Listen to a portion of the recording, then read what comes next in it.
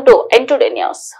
తెలుగుదేశం నాయకుల్ని ఎవరైతే లైంగిక వేధింపులు చేశారో అతన్ని అరెస్ట్ చేసి ఎస్సీ ఎస్టీ కేసు నమోదు చేసి మరి ఆ బాధితురాలికి ఎస్సీ ఎస్టీ యాక్ట్ ప్రకారం న్యాయం జరిగేంత వరకు పోరాడతామని మరి ఇక్కడ దళిత బహుజన ఐక్య వేదిక తరఫున కేవీపీఎస్ తరఫున సిపిఎం పార్టీ తరఫున మరి మైనార్టీ తరఫున అందరం కూడా ఐక్యంగా ఇక్కడ నిరసన కార్యక్రమం తెలియజేయడానికి వచ్చినటువంటి అందరం కూడా మరి నమస్కారాలు తెలియజేస్తూ దళిత వ్యతిరేక విధానాలని దళిత ఐక్య బహుజన వేదిక తీవ్రంగా ఖండిస్తుంది. దళితుల మీద ఈ ప్రభుత్వం వచ్చిన తర్వాత భౌతిక దాడులు, లైంగిక దాడులు విపరీతంగా పెరిగిపోయాయి. ఒక పక్క అధికారంలోకి వచ్చి రాగానే వెమ్మసాని చంద్రశేఖర్ అనుచరుడు నవీన్ అనేవాడు ఒక దళిత మహిళను కొట్టి ఆసుపత్రికి పార్సిల్ చేసినటువంటి సంఘటన చూసాం. అలాగే మా నియోజకవర్గం మా పక్క మండలంలోనే ఒక టీడీపీ నాయకుడు ఒక ఎస్టీ మహిళను లైంగికంగా వేధించినటువంటి వార్తని ఎంత వైరల్ అయిందో చూసాం. అట్లాగే రోజుకొక చరిత్ర, రోజుకొక కథ, రోజుకొక కంప్లైంట్ వస్తుంది. ప్రతిరోజు దళితుల మీద ఏదో ఒక దాడి జరుగుతూనే ఉంది. ప్రతిరోజు దళిత మహిళలకు ఏదో ఒక వేధింపును గురి చేస్తూనే ఉన్నారు. సత్తెనపల్లి నియోజకవర్గంలో కంకణాలపల్లిలో స్వర్ణలత అనేటటువంటి అంగన్వాడీ టీచర్ని ఎంత దారుణంగా నేను ఖమ్మాన్ని, నువ్వు మాల్దానివి, నిన్ను అవసరమైతే ఉద్యోగంలో నుంచి తీసేస్తాను, నేను చెప్పిన పని చేయకపోతే, నాతో పడిపోకపోతే నిన్ను ఏదైనా సరే చేసేస్తాను, నీ ఉద్యోగం పీకేస్తానంటూ అత్యంత దారుణంగా మాట్లాడినటువంటి బొడ్డు వెంకటేశ్వరరావుపై కఠినమైనటువంటి చర్యలు తీసుకోవడం ద్వారా దళితులకు భరోసా కల్పించాలి. అటు మాలలకి, మాదిగలకు దళితులకు ఏమాత్రం రక్షణ లేనటువంటి ప్రభుత్వాన్ని నడుపుతున్నటువంటి ఈ ప్రభుత్వం సిక్కుతో తలకాయ దించుకోవాల్సినటువంటి పరిస్థితులు ఉన్నాయి. ఒక హోంమంత్రిగా మహిళ ఉండి కూడా మహిళలపై జరుగుతున్నటువంటి అకృత్యాలను ఏమాత్రం ఖండించలేనటువంటి స్థితిలో మళ్ళీ పైగా దాన్ని పట్టుకునేటటువంటి స్థితిలో ఉందంటే దీన్ని ఏ రాజ్యాంగం అనాలి, రెడ్డుకు రాజ్యాంగం అనాలా, ఏముందామనేటటువంటి తెలియనటువంటి పరిస్థితుల్లోకి, నిర్లిప్తమైనటువంటి పరిస్థితుల్లోకి వెళ్ళిపోతున్న ఆంధ్రప్రదేశ్ రాష్ట్రం దళితుల మీద దాడులను ఖండించాలని, దళితులపై దళిత మహిళ మాల మహిళ అయినటువంటి స్వర్ణలతను తీవ్రంగా అవమానించినటువంటి వారికి ఖచ్చితంగా స్వర్ణలతకు ఎక్స్గ్రేషియా అందించాలని కోరుకుంటూ, వెంకటేశ్వరరావును కఠినంగా శిక్షించాలని కోరుకుంటూ, గత ప్రభుత్వంలో ఎన్నో అరాచకాలు మరి మహిళలకి రక్షణ లేదు. సుమారు 40,000 మంది మహిళలు కనిపించకుండా పోయారని చెప్పి మాట్లాడిన ఈ నాయకులు ఈ రోజున జరుగుతున్న సంఘటనల పైన వాళ్ళు తీసుకుంటున్న చర్యలు ఏంటనేది ఒకసారి ప్రశ్నించుకోవాలి. ఎందుకంటే మనం ఆచరణలో ఉన్నావా, ఆటవిక రాజ్యంలో ఉన్నావా, ప్రజాస్వామ్యంలో ఉన్నావా అనేది ఒక ప్రశ్న. ఒక్కటి గమనించండి, ప్రాథమిక హక్కుల్ని మనం కాపాడుకునే పరిస్థితుల్లో లేవు. ఎక్కడ కూడా వాక్ స్వాతంత్ర్యం లేదు, ఎక్కడ కూడా మత స్వాతంత్ర్యం లేదు, మత స్వేచ్ఛ లేదు.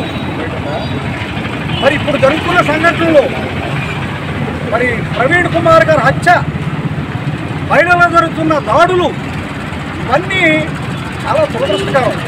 ఇవన్నీ ఎవరికి జరుగుతున్నాయి? అగ్ర వర్ణాలకు జరగట్లా, బడుగు బలహీన వర్గాలకు జరుగుతున్నాయి. ఆ రోజున డాక్టర్ బిఆర్ అంబేద్కర్ రాజ్యాంగం రాసి ఉండకపోతే అసలు బడుగు బలహీన వర్గాలు బ్రతకటం కూడా ఈ రోజుల్లో చాలా కష్టం.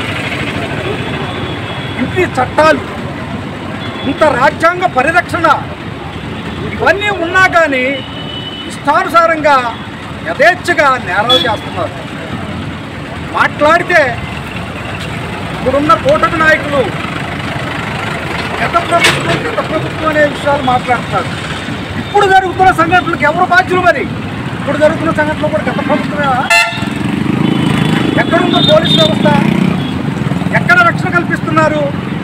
ఒక మహిళే బహిరంగంగా నా పక్కలో పడుకో అని అగ్రవర్ణాల వారు ఆదేశిస్తున్నారు అంటే ఎక్కడికి పోతుంది? దయచేసి ప్రభుత్వం ఎక్కడైనా కళ్ళు తెరవాలి. ఏదో ఎస్సీ ఎస్టీ కేసులు పెట్టాం, అరెస్టు చేసామంటే కుదరదు. ఆ కుటుంబానికి న్యాయం చేయాలి. ఇలాంటి తప్పులు మరొకసారి జరగకుండా బాధ్యతగా ప్రభుత్వం వ్యవహరించాలి. ముఖ్యంగా ముఖ్యమంత్రి గారు, మరి ఉప ముఖ్యమంత్రి గారు కూడా ఇలాంటి చర్యల్ని గ్రహించాలి, వ్యతిరేకించాలి. మరొకసారి జరగకుండా వాళ్ళు బాధ్యతగా వ్యవహరించాలి. ఈ రోజున 40% ఓట్లు వచ్చిన జగన్మోహన్ రెడ్డి గారికి రక్షణ కల్పించిన పరిస్థితుల్లో ఈ ప్రభుత్వం ఉంది. శాసనాన్ని ప్రభుత్వం చెప్పడం చాలా తేలిక, ఆచరించడమే చాలా కష్టం.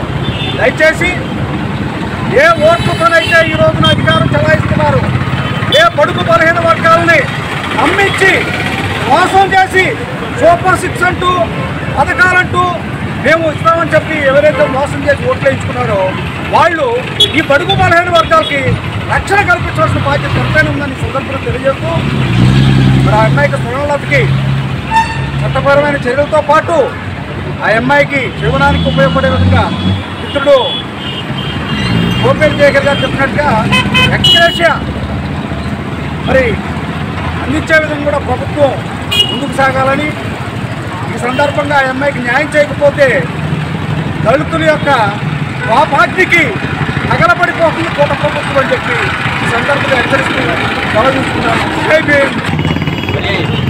నియోజకవర్గంలో ఎస్సీ మాల సోనలత గారికి జరిగిన అవమానం యావత్ రాష్ట్రంలో జరుగుతుంది. ఈ రోజున గత ప్రభుత్వంలో కూడా మరి డాక్టర్ సుధాకర్ గారు కానీ, మరి ఎమ్మెల్సీ అనంతబాబు గారు మరి ఆ డ్రైవర్ని చంపి మరి డోర్ డెలివరీ చేసినా కానీ మరి సరైన శిక్ష లేదు. మరి కోర్టులు చట్టాలు కూడా అతని కేసుని నీరుగార్చింది. మరి అలాగనే ఈ రోజున గత 10-15 సంవత్సరాల నుంచి మరి ప్రభుత్వ పథకాలు అందాలంటే మరి నువ్వు నా పక్కలోకి వస్తావనే మాటలు పుష్కలంగా వినపడుతున్నాయి. కనీసం ఊరికి ఒక 10-15 మంది ఆకురౌడీ తయారయ్యి మరి గ్రామంలోనే పథకాలు రావాలంటే మహిళల్ని వేధించే పరిస్థితి దాపరించిందని చెప్పడానికి సిగ్గవుతుంది. మరి అలాగే నిన్నగాక మొన్న మరి మన తిరుగు నియోజకవర్గంలో చూస్తే మరి మల్యాల గ్రామంలో ఒక ఘటన, మరి ఏకొండూరు మండలంలో ఒక ఘటన జరిగితే మరి అక్కడ మన కొలిగిపూడి శ్రీనివాసరావు గారు మరి ఆ యొక్క పార్టీ అధిష్టానానికి తలొక్కి మరి ఆ యొక్క ఘోరాలు చేసినటువంటి నాయకులకి ఎటువంటి సరైన శిక్ష లేకుండా మరి అది ఆ కేసులు నీరుగార్చే పరిస్థితి కనబడుతుంది.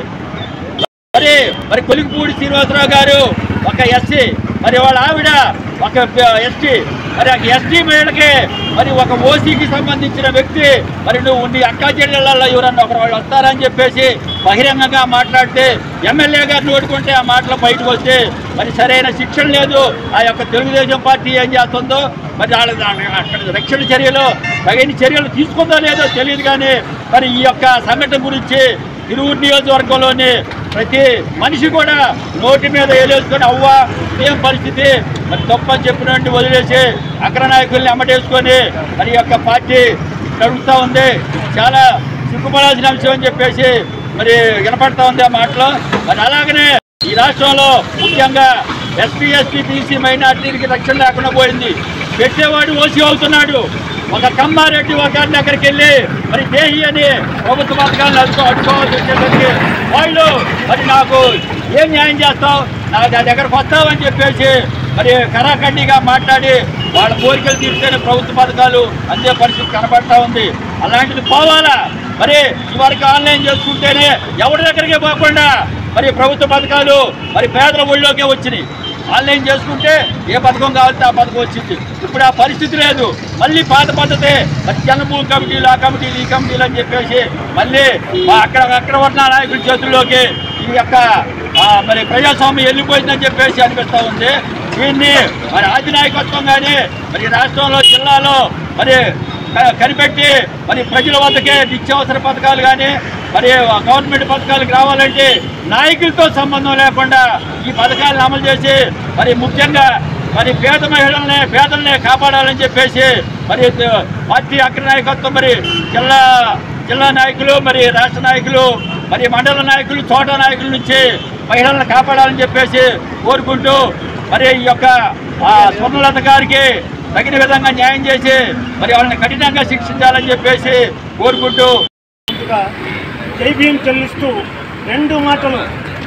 జగన్ ఎవడైతే ఆడపిల్ల మీద చెయ్యేస్తాడో వారికి అదే చివరి రోజు. అయ్యా ఈ బ్యూటీ సీఎం గారు ఎక్కడ తొంగున్నావు? చెయ్యేసిన వాళ్ళకి చివరి రోజా, చెయ్యేసుకున్న వాళ్ళకి చివరి రోజా? తమరు చెప్పండి అయ్యా. చెయ్యి వేసిన వాళ్ళకి చివరి రోజా, చెయ్యి వేయించుకున్న వాళ్ళకి చివరి రోజా? ఇప్పటికి 10 నెలలు పూర్తయి 11 నెలలు తిరుగుతూ ఉంది. దరిదాపుగా 8,000 మర్డర్లేంటి, ఆత్మహత్యలేంటి, మానభంగాలేంటి జరిగినాయి. మీరు ఒక సెలవిచ్చారు బంగారం లాంటి మాట. 30,000 మంది మిస్సు, కోరిని మిస్సులు కాల మిస్సు బ్రహ్మాండం వంటి పవర్ ఇచ్చారు మీకు. బంగారంలాగా తీసుకురావచ్చు, అది అబద్ధమని తేలింది. ఒక్క మాట అయ్యా, మీరు చేయవలసింది మీకు మేము విన్నవించేది ఒకటే. ఏమిటది? బ్రహ్మాండంగా పరిపాలన చేయండి, ప్రజలను కాపాడండి, ముఖ్యంగా మహిళలను కాపాడండి. గాంధీ గారు ఏమన్నారు? అర్ధరాత్రి వేళ మహిళ ఇంటికి చేరితే దేశానికి స్వతంత్రం వచ్చిందని సెలవిచ్చారు గాంధీ గారు. పట్టపగలే సురక్షితంగా ఇంటికి వస్తే ఇక తమరు చెప్పాలి. ముఖ్యంగా గౌరవనీయులు ముఖ్యమంత్రి గారికి, గౌరవనీయులు ఉప ముఖ్యమంత్రి గారికి, మిగిలిన మంత్రివర్గానికి, ప్రభుత్వానికి విన్నవించేది ఒకటే. అయ్యా, ముఖ్యంగా శాంతి భద్రతల విషయంలో, మగవాళ్ళ ప్రాణ మాన విషయాల్లో మీరు దయచేసి చొరవ తీసుకొని మంచిగా పరిపాలన చేసి రక్షణ కల్పిస్తారని ఒక నమ్మకంతో మీకు విన్నవించుకుంటూ సెలవు తీసుకుంటూ ఉన్నాను. జై